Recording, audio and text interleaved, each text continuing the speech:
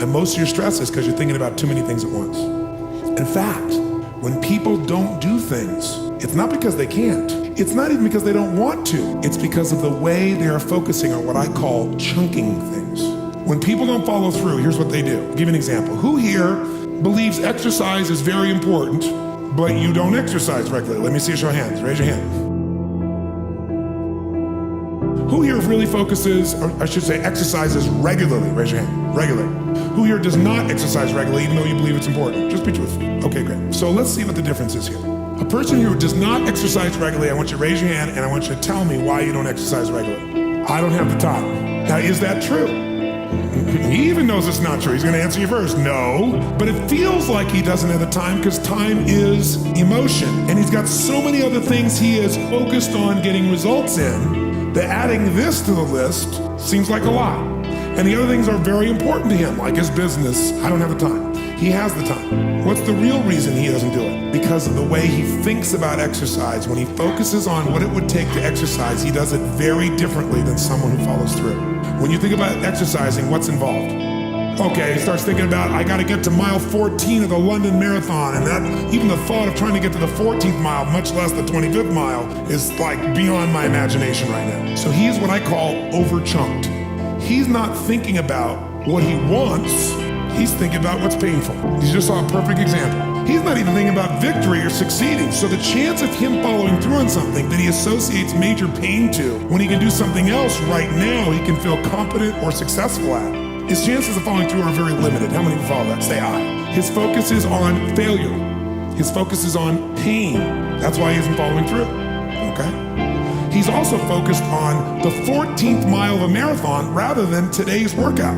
Which one seems more daunting to you? So when you think of what and here's also what he's thinking about. He's thinking about the process, not the outcome or result he wants. And when you think about what it's gonna take to do something, usually it takes a lot and you're not gonna wanna do it. So he's over-chunked himself. He's trying to eat the whale whole without taking any smaller bites. And it seems too big for him, so he says, well, I'll do it when? Later, right? And of course, the problem with doing it tomorrow is when you get to tomorrow is today, and tomorrow never comes. So, and you keep promising yourself. By the way, what does this do to you emotionally when you keep breaking your own promises with yourself? Or you keep failing to do things that you know are important? Does it increase your level of certainty and confidence? What it does is it erodes it. When you erode confidence in one area, believe it or not, it affects the other areas too. Do you believe me on that? Don't believe me. What about your own life experience? Maybe not one area, but it starts to be multiple areas, it sure does. Another reason why somebody doesn't exercise or do anything is because they don't just chunk it too big, they chunk it in too many details. I'll give you a perfect example. So I asked somebody one time, I said, okay, how important is exercise? Oh, exercise is extremely important. Really? Okay, good. And tell me, why don't you exercise regularly? Well, I just don't have time. Okay, everybody gives that answer. That sounds wonderful. So tell me though, don't tell me about how much time you don't have. Tell me this. When you think about exercising, what do you think about? Which is a way of saying, what do you focus on? And so this woman says to me, well, my gosh, what do you mean what do I think about? Well, let's say I said to you got to start exercising and I'm going to put a gun to the head of your children and I will do very horrible things and hurt them badly if you don't exercise. Could you do it? Oh yeah, I could do it. You know, if some mafia person came here and said, I'm going to kill your children if you don't exercise every day, how many think you could find a way to exercise every day, no matter what your time constraints may be? So remember this. Change is never a matter of ability. It's always a matter of motivation. I'll say that again. Change is never a matter of ability. It's always a matter of motivation or drive, having strong enough reasons. If you got a strong enough reason, you could figure out the time, couldn't you? So the biggest part of life and time management is knowing what you want and having enough reasons to follow through. But there is one more piece.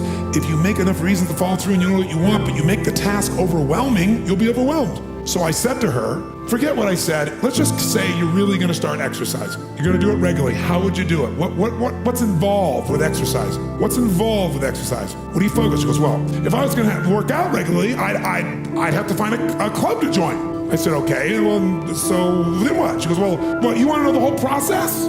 Yes, tell me the whole process of what it would take to exercise. She goes, oh my God, I'd have to get on the web and search for like all the exercise places around my home. And then I have to look through those and see which one is probably closest or which one is, probably nicest. And I don't really know, so I probably have to search on the web and like read about each of them and get a sense and see the pictures of the place. But of course, it's never the way they really show it to you. They always show you the best pictures. It's not really that nice. So then I have to get in my car and I gotta find these places. So, I have to Google the location and look it up. And then I drive there. A lot of times the instructions are wrong on Google. So sure enough, I get the place that's not even the right place. And then I have to call the place on my cell phone. Then after I call the place, I can write down the directions. Of course, I probably don't have a pen. You know how it is when you're driving. And so finally I get a pen, I drive down the directions or try to remember in my mind, and I get to the place, and now I gotta get a ticket. You know how you get that ticket, and then I gotta go find a parking space. And then I find a parking space, and what do I gotta do? Now I gotta go into this place. And when you go into the place, you can't just go look around. They want to escort you, don't they? Some salesperson wants to escort me, so I gotta go with the salesperson. They walk me around, they show me the locker room, and they show me this, and they show me that, and they show me all the stuff. And then let's say I wanna even buy it here. I can't just give my credit card. They want me to fill out a little application. Like I'm 2 years old again, I'm in high school. Oh, come on, give me a break. And then I fill out the application, I gotta pay them, and then they wanna sell me a 10 million year membership, and I just wanna try this for 6 months. And then after all that, then they wanna take a picture that looks worse when you take it than your driver's license. Plus after that, now what I do? Now I gotta flash the card, go into work out. And what I gotta do to work out? I gotta take off all my clothes, and I gotta hang them up in this tiny little locker where my stuff doesn't really fit, and it's gonna get wrinkled, and I know it's gonna fall off, and it's gonna get wrinkled, and it's gonna be terrible. So let's say now I do that, and so I go to the first station. I gotta figure out which station to go to, so now they probably wanna give me some trainer who's gonna tell me what to do. But let's say I do it on my own. I go to the first station, somebody's sitting, some sweaty, smelly person who gets up and they got sweat all over. So now I gotta take my towel and I gotta wipe it all off. And then I gotta adjust the weight. And then I don't know what the right weight is. I gotta adjust it again and get the hassle, figure out how to adjust it. And then I finally do my exercise and then I gotta wipe the thing off. And then I gotta go find the second station and maybe there's somebody there. Or maybe it's all sweaty and I don't know the numbers. And after I do all these ones, station after station after station after station, now I gotta go to the locker room and take off my sweaty clothes, which I'm gonna put in a bag, which I know is gonna stink up my car. And then I gotta go in and take a shower, and maybe I'll first do a steam room or something, but then I'm gonna see body parts of other people I don't even wanna see. And then I gotta go and I gotta do my hair and I gotta do my makeup all over again. Gotta start all over my makeup, do the whole thing and all these little pieces. And then I gotta put on my now wrinkled clothes, and now I can't even just leave. I gotta go to the front, and I gotta get my ticket stamped so I don't have to pay for it. Then I gotta find my car, which I forgot where it is, and then I gotta show it to the guy, and then I drive out. That's what it takes to work out. Well, what does it take to eat? Just do it. What do you mean just do it? Well, I don't know. What kind you want? Tell you. Okay, I know 12 places. Let's go. Well, what do you mean? See, eating is one chunk. Exercising is 3,229. Where every little step of what I gotta do, I think about all the consequences and the elements and the pieces. And that's why they don't do it. They're over-chunked. What you focus on, you feel. What you feel, you are moved to somehow actuate.